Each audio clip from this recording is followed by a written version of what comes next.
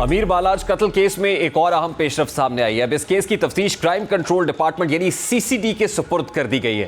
بعض حلقوں میں اس پیشرفت کو اہم خیال کیا جا رہا ہے، جیسا کہ لاہور میں گزشتہ سال ایک شادی کی تقریب کے دوران فائرنگ کے نتیجے میں امیر بالاج کی ہلاکت ہوئی تھی، جو نہ صرف ایک سنگین مجرمانہ واقعہ تھا بلکہ شہر کے اندر موجود طاقتور گروہوں کے باہمی تصادم کی جھلک بھی پیش کر رہا تھا۔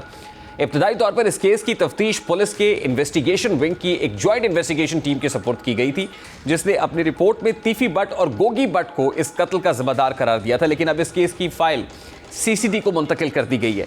یہ فیصلہ محض انتظامی نوعیت کا نہیں بلکہ اس کے پیچھے کئی اہم قانونی، سیاسی اور تفتیشی عوامل شامل ہو سکتے ہیں، جیسا کہ بعض ماہرین کے نزدیک کرائم کنٹرول ڈپارٹمنٹ یعنی CCD کا دائرہ کار عام پولیس کے مقابلے میں زیادہ وسیع اور حساس نوعیت کا ہوتا ہے۔ CCD کو عام طور پر ایسے کیسز دیے جاتے ہیں جن میں سیاسی اثر و رسوخ، منظم جرائم یا مختلف اضلاع میں پھیلے ہوئے کرمنل نیٹ ورکس ملوث ہوں۔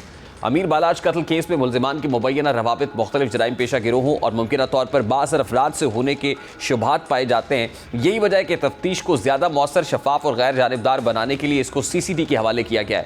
اس اقدام سے ظاہر ہوتا ہے کہ حکومت یا اعلیٰ پولیس حکام اس کیس کی حساسیت اور اس کے ممکنہ اثرات سے پوری طرح واقف ہیں۔ دوسری اہم وجہ GIT کی کارکردگی پر اٹھنے والے سوالات ہیں۔ گو کہ GIT نے اپنی رپورٹ میں تیفی بٹ اور گوگی بٹ کو قصوروار ٹھہرایا تھا، لیکن یہ رپورٹ قانونی اعتبار سے حتمی نہیں سمجھی جاتی۔ میڈیا رپورٹس کے مطابق GIT کی تفتیش میں شواہد کے عدم توازن اور کچھ گواہان کے بیانات میں تضادات پائے گئے، جس کی وجہ سے کیس کے قانونی پہلو کمزور پڑ رہے تھے۔ پھر GIT نے کئی ملزمان کو گرفتار تو کیا جنہوں نے قتل کی منصوبہ بندی اور اس میں ملوث ہونے کا اعتراف بھی کیا، لیکن ان گرفتاریوں کے باوجود کچھ عام ملزمان ابھی تک قانون کی گرفت میں نہیں آ سکے۔ پھر بعض حلقوں نے GIT پر اعتراضات بھی اٹھائے ہیں کہ اس کیس میں کچھ اہم پہلوؤں کو نظر انداز کیا گیا ہے۔ اب CCD کی اس کیس میں مداخلت سے توقع کی جا رہی ہے کہ جدید فورینزک ٹیکنیکس، کال ڈیٹا کا تجربہ اور پھر مالیاتی ریکارڈز کی مدد سے تفتیش کو اثر نو منظم کیا جائے گا۔ پھر جیسا کہ جرائم پیشہ گروہوں کا سیاسی سرپرستی میں ملوث ہونا ایک کھلا راز ہے، ایسے میں ممکن ہے کہ GIT کی سطح پر کیس کو کسی حد تک محدود کرنے یا دبانے کی کوشش کی گئی ہو۔ اب ممکنہ طور پر CCD کو اس لیے شامل کیا گیا ہے تاکہ تفتیش کو کسی ایک مخصوص دائرے میں محدود رکھنے کی بجائے وسیع پیمانے پر آگے بڑھایا جا سکے۔ اس سے یہ بھی امکان پیدا ہوتا ہے کہ تفتیش کے دائرے میں مزید نام سامنے آئیں گے جن میں وہ افراد بھی شامل ہو سکتے ہیں جنہیں اب تک کسی قانونی کارروائی کا سامنا نہیں کرنا پڑا۔ آنے والے دنوں میں اس کیس کی تفتیش میں کئی نئی پیشرفت متوقع ہے اور ماہرین کے نزدیک CCD ممکنہ طور پر GIT کی رپورٹ کا فورینزک آڈٹ کرے گا تاکہ یہ طے کیا جا سکے کہ شواہد کی بنیاد پر دیے گئے نتائج کس حد تک قابل اعتماد ہے۔